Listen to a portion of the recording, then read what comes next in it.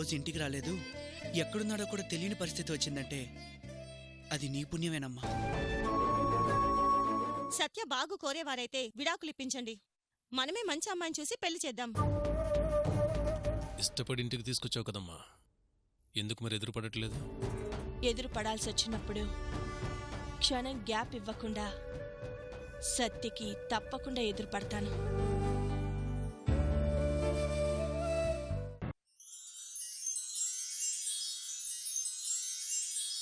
వ్యధతోనే మొదలాయే ఈ జీవితమే ఒక ఆట, కథ కాని కనలేని కసితో నిశియాడే వేట, తడియారని తరుణాన పసుపు బట్టలైనా, పసివాడని సమయాన పూలమాలలైనా, మమకారం మంచి మానవత్వమే మరిచే వేళలోన శతమానం భవతని దీవెనిచ్చిన ఫలితముందున బెతలు తీరున ఈ కథ ఇంతేనా?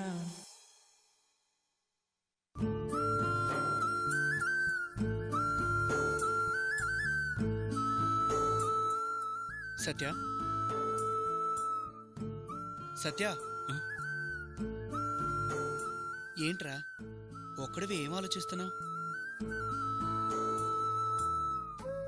ఎటు వెళ్తోందో అర్థం కాని నా భవిష్యత్తు గురించి.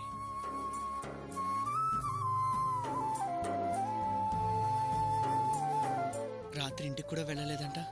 వెళ్ళాలనిపించలేదు. వెళ్ళాలనిపించలేదా? వెళ్ళే పరిస్థితిలో లేవా? నా జీవితం అనుకున్న సావిత్రి నాకు కాకుండా పోతుందన్న ఆలోచన పిచ్చివాణ్ణి చేస్తోందిరా.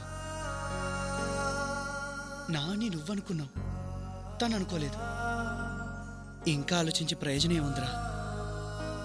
ప్రయోజనం లేదని తెలుసురా, కాని విడాకులు కావాలి, విడిపోవాలి అని తను అనుకుంటే ప్రాణం కావాలి అని అడుగుతున్నట్టుందిరా.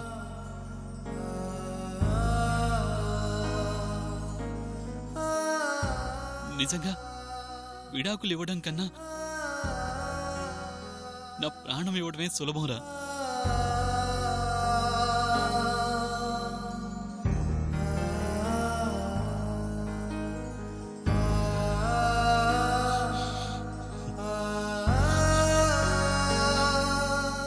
రే,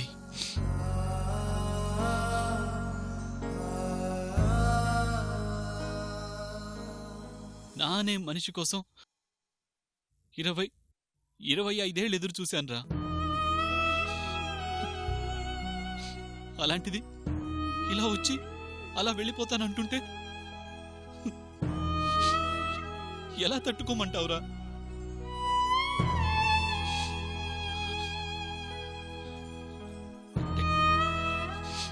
సావిత్రికి విడాకులు ఇవ్వడం నా వల్ల కాదురా, నా వల్ల కాదు. రే, బాధపడకరా. సత్య, ఊరుకోరా.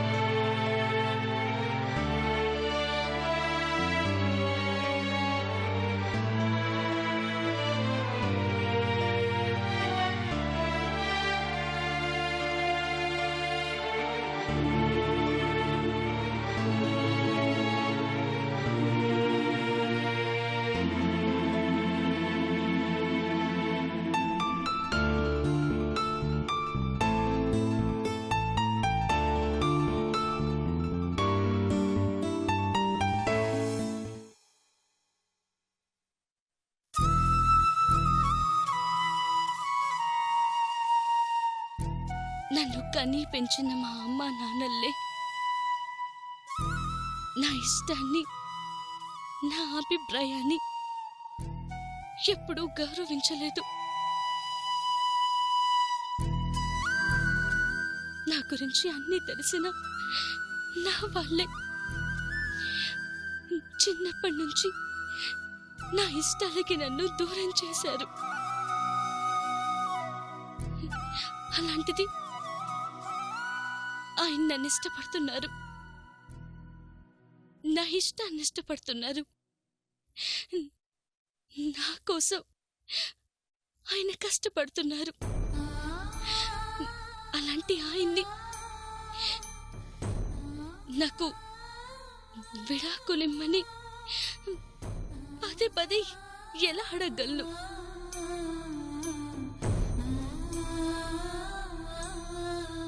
అడిగిన ప్రతిసారి ఆయన కళ్ళల్లో బాధ నాకు అర్థమవుతుంది. సంతోషాన్ని నా ముందు నటించి ఇంటికి రాకుండా బాధని బయట అనుభవిస్తున్నారు.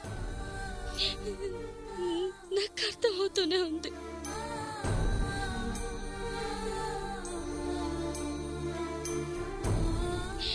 కానీ ఏం చెయ్యను? లేని ప్రేమను నటించలేను. నా ఇష్టాన్ని ఆయన ముందు ప్రదర్శించి ఆయన జీవితాంతం బాధ పెట్టలేను.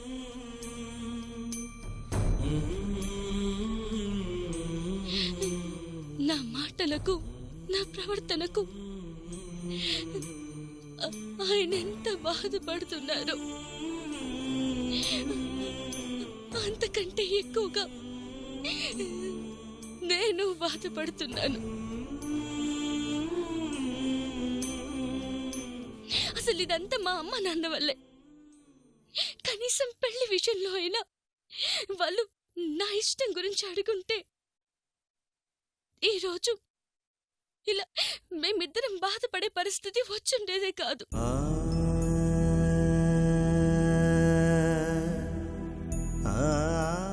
ఏం చేయనే, కలిసి బతకలేను. విడాకులిమ్మని గట్టిగా అడగలేను. సర్దుకుపోయి ఆయనతో సంసారము చేయలేను.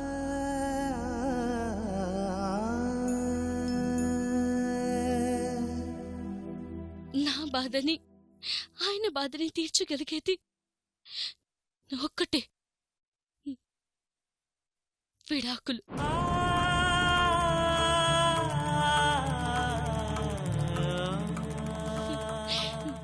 నాలుగు రోజులకే విడాకులేంటని నలుగురు నవ్వచ్చు.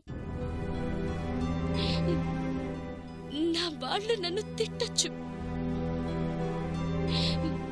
కానీ నా బాధకు నన్ను దూరం చేసి నాకు ప్రశాంతతనిచ్చేది విడాకులు మాత్రమే.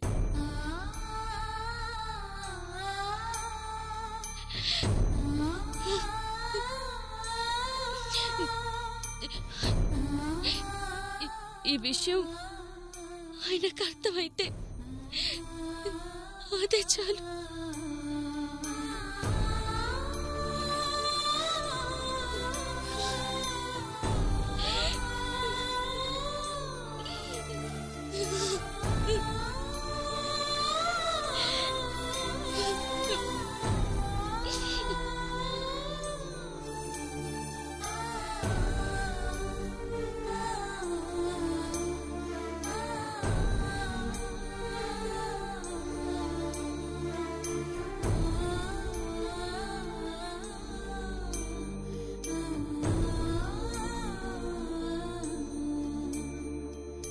అర్థమవుతుంది సావిత్రి, నేను సంతోషంగా లేను, నిన్ను సంతోషంగా ఉంచలేకపోతున్నానని అర్థమవుతోంది.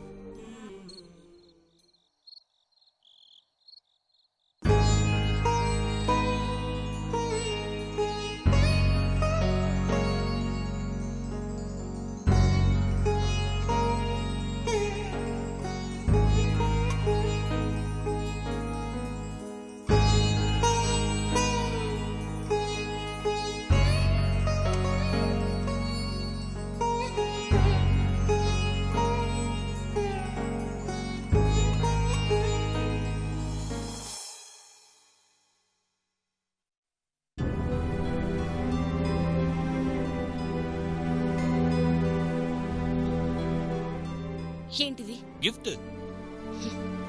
అవసరం లేదు. బహుమతిని వద్దనకూడదు. తీసుకో. నాకే బహుమతి వద్దు. కనీసం ఇదేంటో చూడాలి కదా. వద్దంటున్నానా? నీకోసమే తెచ్చాను. తీసుకో సావిత్రి. చెప్తే అర్థం కదా మీకు? నా మనసులో ఏముందో, నేను ఏ పరిస్థితుల్లో ఉన్నానని అంత వివరంగా చెప్పినా మీకు అర్థం కాదా? అర్థం చేసుకున్నాను కాబట్టే ఈ బహుమతి. అర్థం చేసుకుంటే విడాకులిస్తారు, ఇలా బహుమతులు కాదు. ఎంత చెప్పినా ఇంకా నాకు బహుమతులిచ్చి నన్ను మంచి చేసుకోవాలని చూస్తున్నారంటే ఏమనుకోవాలి? నా కోసం ఒక్కసారి తీసి చూడు. చూడను. ప్లీజ్. నేను చూడను. చూస్తే నష్టమేం లేదు కదా. ఓపెన్ చేసి చూడు సావిత్రి. చూడు చూడు చూడు. ఏం చూడాలి? నా బాధ, నా కోపం ఏది ఏది మీకు అవసరం లేదు. మీరనుకున్న జరిగితే చాలు, మీకోసం బతికితే చాలు. ఇప్పుడేంటి? దీన్ని చూడాలి అంతేగా? నా ఏడుపు కన్నా నేను చూస్తే మీకొచ్చే సంతోషం ముఖ్యం. ఇంతే. మీరింతే. మీ గురించి తప్ప ఎదుటి వాళ్ళ గురించి ఏది ఆలోచించరు. ఇదిగో చూశాను, చాలు కదా.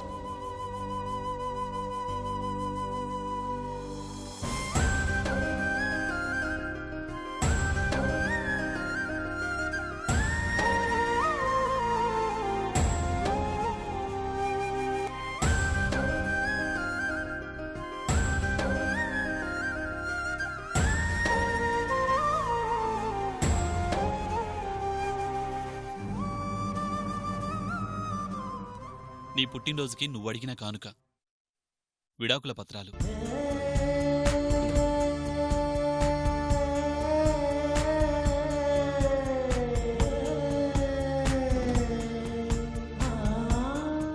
ఏ భార్య ఏ భర్తను అడగలేనిది.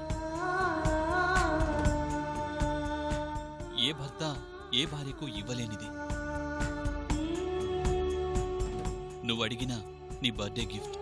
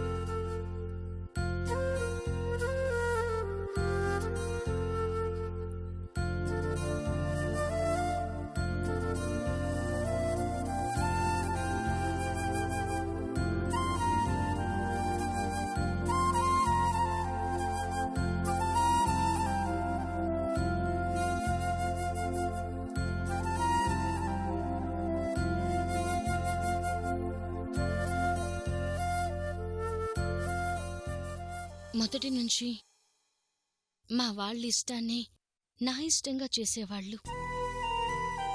తినే తిండి దగ్గర నుంచి కట్టుకునే బట్ట వరకు అంతా మా వాళ్ళ ఇష్టమే.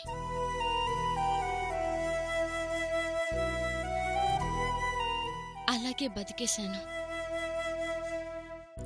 ఆ బతుకు మార్చుకుందాం అనేసరికి ఏదేదో జరిగిపోయింది. జరిగింది ఎవ్వరికి చెప్పలేక, చెప్పినా అర్థం చేసుకునే వాళ్ళు కనిపించక ఇంతకాలం చేస్తూ బతికాను.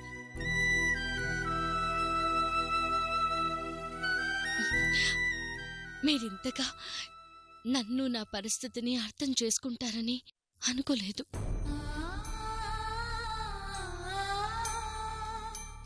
మీరు బాధపడుతూ కూడా నా సంతోషం కోసం ఇలా చేస్తారని నేను ఊహించలేదు.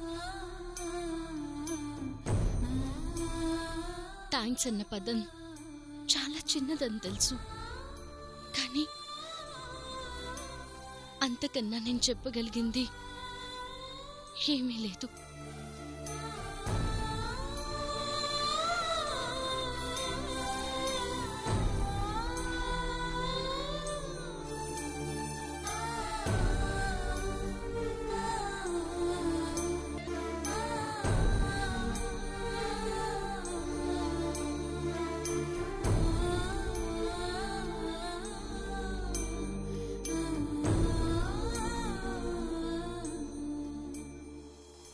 ఒక నిమిషం.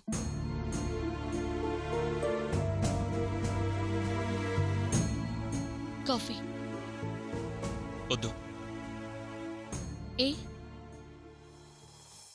ఈరోజు నువ్విస్తావు, రేపు నువ్వు వెళ్ళిపోయాక ఎవరిస్తారు?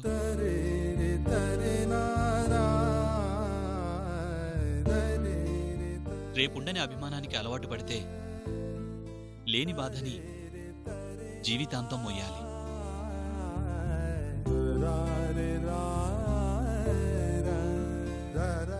నా కాఫీ నేనే పెట్టుకుంటాను. రెడీ అవ్వు, బయటికెళ్ళాలి.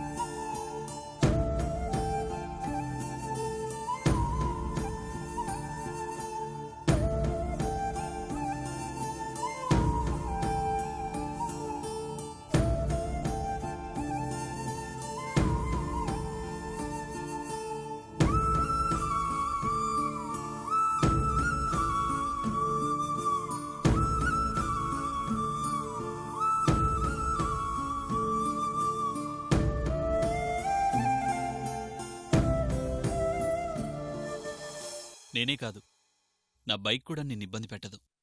అక్కడ హ్యాండిల్ ఉంటుంది, పట్టుకో. ఏరా మనవడా, షికారికా? మొత్తానికి భార్యాభర్తలిద్దరూ షికార్కి బయలుదేరారన్నమాట. ఇక ఈ ప్రయాణం ఆగదురా.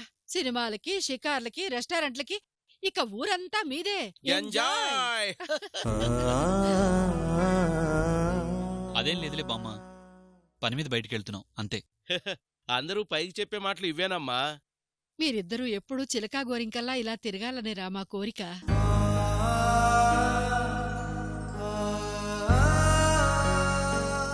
ఇక మనం చెప్పాల్సిన పనే లేదు. పెళ్లి పక్షులకు రెక్కలొచ్చాయి. వా, అంత లేదులే తాతయ్య. ఎందుకు లేదురా? పెళ్లికి ముందు 10 నిమిషాలు మేం కనిపించకపోతే బామ్మ తాతయ్య అంటూ తిరణాల్లో తప్పిపోయిన పిల్లాళ్ళ తిరిగేవాడివి. అలాంటిది పెళ్ళయ్యాక మమ్మల్ని పట్టించుకుందామంట్రా?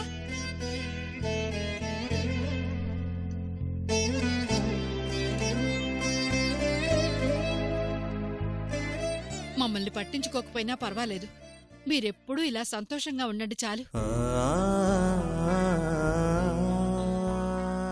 సరే సరే, మీ ఆనందానికి మేము స్పీడ్ బ్రేకర్లలో అడ్డం వచ్చినట్టున్నాం. బయలుదేరండి బయలుదేరండి. రే, సాయంత్రం దాకా హ్యాపీగా తిరిగి మంచి రెస్టారెంట్లో భోజనం చేసిరండి.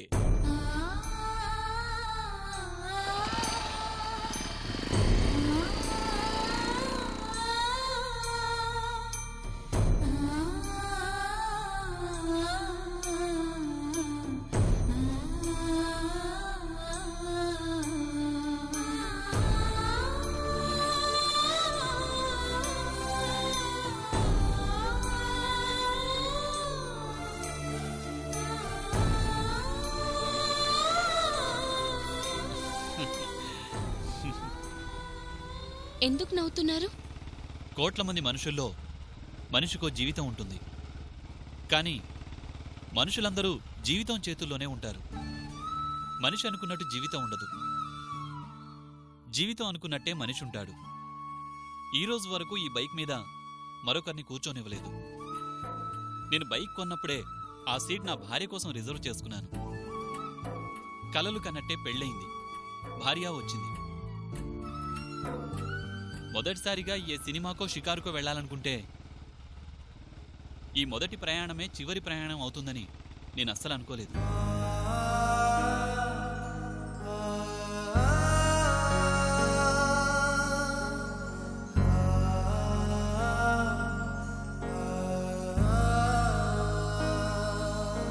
వందడుగుల దూరం ఒక్కడుగుతో అర్థం కాదు. అలాంటిది 100 ఏళ్ల జీవితాన్ని 10 రోజుల్లో ఏమర్థమైందని విడిపోవాలనుకుంటున్నారు? కొద్ది రోజులు ఆలోచించి నిర్ణయం తీసుకోండి. లేదు లాయర్ గారు, ఆలోచించి ఈ నిర్ణయం తీసుకున్నాను.